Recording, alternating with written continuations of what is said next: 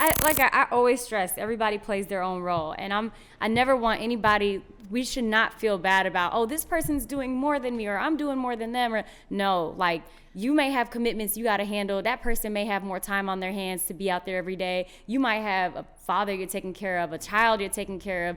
Like, we have to kind of get, as a community, as a collective, we got to get out of the mindset of trying to compare and contrast. Like, if we can own our spaces really well and know that, okay, well, this is going to be my contribution to the movement, and I'm going to own this, or I'm going to support this group. We had a lady last week tell us, look, I'm 55. I'm not coming out to protest like y'all, but I will send y'all, I will help fund y'all. She literally told us that. And I'm like, okay, cool. Like, you know what I mean? And at the same time, there's the older ladies that get dropped off at the protest. Yeah. They can barely stand up, but that's there. what they do. Exactly. They remember going to the old protests, and that's their thing. Exactly. Like, we had an 80-year-old woman on a cane who was walking with us during a march recently. And it's like, that's what I'm saying. Everybody's lane is going to look different. You might be that 80-year-old who's on that cane, or you might be that 80-year-old who's donating, or just praying, or just sending positive vibes, Like, we all can play a role, and we're going to continue stressing that message. And I just do want people to know, like, when we come out to protest, it is not a game. It is not for fun. It's not. It is a traumatizing experience. Every day we're out there. We have people that have been out there that can't even afford therapy,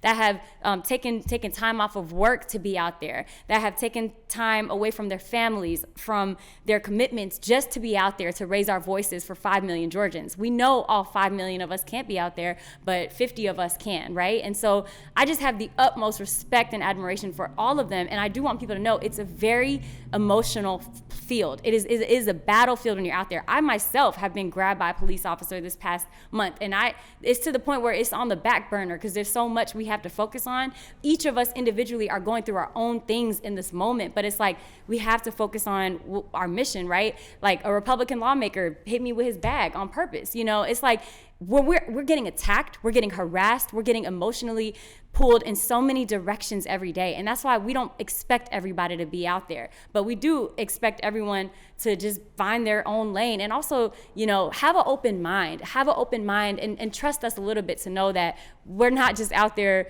raising our voices for no reason. We're raising our voices because we know that pressure works, and we know that there are all these steps we have to take in order to get the solutions we want. And a big part of it is the protesting and the agitation on the streets. And another part of it is those meetings, the public ones and the private ones. And if you want to get connected, please follow us on social media. We're happy. This is a community. We accept everybody, and we want to grow together. And you can follow us at there's so many groups that are part of this. My group is Promote Positivity Movement. You can follow Justice for Georgia. You can follow the People's Uprising. You can follow Crystal in the City, Attorney Griggs, Dante Carter. You can follow Civic Georgia, ATL Social Change. You can follow, of course, the coalition group we started, which is Protect the Vote GA. You can follow NAACP Atlanta, or NAACP Georgia, or the New Georgia Project Action Fund, or Black Voters Matter. I mean, the list goes on and on. And if you want to learn more, just visit any of these channels. And if you want to learn more about Protect the Vote GA, you can go to protectthevotega.org, and you'll see a list of a lot of the people who are on the grounds working, as well as more action items. I do want to say too, like, I don't want, like, the people that's protesting, I don't want y'all to feel like we don't appreciate y'all, because we do appreciate y'all, even the people that's not out there. I just feel like, just the people that's not involved with it, just like, they need, I think that's where we come in. We try to be that medium to where we can get that to our people. But we do appreciate everything y'all doing. It just, I guess it gets exhausting to the people on the outside looking in, because it's just like, we always protesting something. So it's just like, it's a never ending fight. And I can understand, like, with somebody, even myself, like, I'm not super involved in it. Like I say, my contribution is basically the media and trying to get the information out there. And that's why even when I'm asking certain questions, because I want to get that information out there. But I just feel like, it's exhausting sometimes. And it's exhausting for us too. Yeah. And then for somebody on the outside looking in to not really know what's going on and be like, they still protesting. I think people need to realize too, I mean, what you're doing is your contribution, and it's just as needed, the media outlet. But I think people need to also remember, this country was founded on a protest.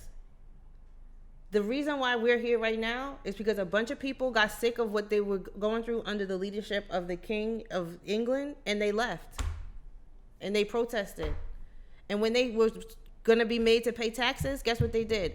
The Tea Party, when they threw the tea in the water, that was a protest. So that's the only language that these people speak.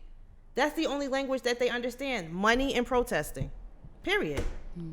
That's the way I look at it. I think that that's just a part of your duty, and that's why that's the First Amendment.